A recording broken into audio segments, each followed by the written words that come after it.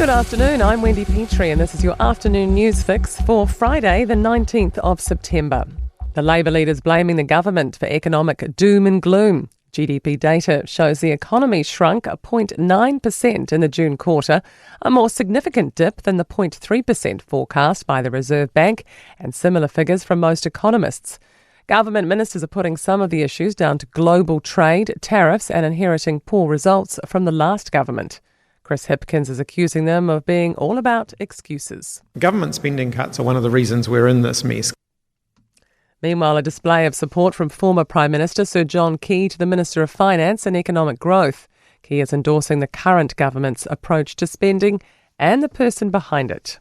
Nicola Willis is by far in the whole lineup the best person to be Minister of Finance. She worked for me. I know Nicola very, very well and she's outstanding. Alpha New Zealand says it's making good progress in bargaining with the nurses' union. More than 36,000 nurses walked off the job for 2 full days earlier this month over staffing shortages. Lachlan Rennie has more. Interim Chief HR Officer Robin Shearer says they've met with the New Zealand Nurses Organisation for 2 days of formal bargaining this week. She says they had constructive conversations on outstanding issues, staffing matters, support for graduate nurses, and terms and conditions. Shearer says they're now working to agree to dates for further bargaining. Windy and wet spring weather is welcoming the school holidays this year, and the wild weather is expected to continue for most of Aotearoa, with eastern parts of the country seeing the least rain. More than 1 million people are expected to travel through Auckland Airport over the next 2 weeks. Met Service forecaster Heather Keats says it's a seesaw kind of weather.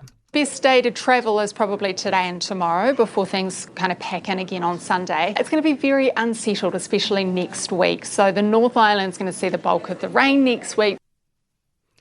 Self-help author and podcaster, motivational speaker Mel Robbins has announced she's bringing her international tour to New Zealand.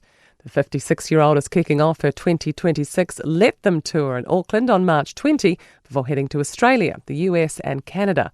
It's the first live ticketed event to go on sale at the New Zealand International Convention Centre, which opens in February. Her latest book, The Let Them Theory, sparked a movement on social media and is ranked among the highest-selling books of the year.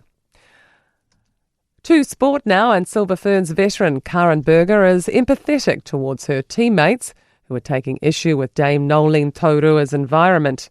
The coach remains stood down from the Tiny Jamison series after up to 7 players reportedly voiced concerns about feeling unsafe. Australian wicketkeeper Josh Ingles has been ruled out of next month's T20 series against the Black Caps with a calf strain. And Victor Radley's hopes of playing for England in the upcoming Ashes Rugby League series are still alive, despite being caught up in the Brandon Smith drug charge. I'm Wendy Petrie. That's your latest news fix. We'll be back with the next update tomorrow morning. From the Newstalk ZB newsroom.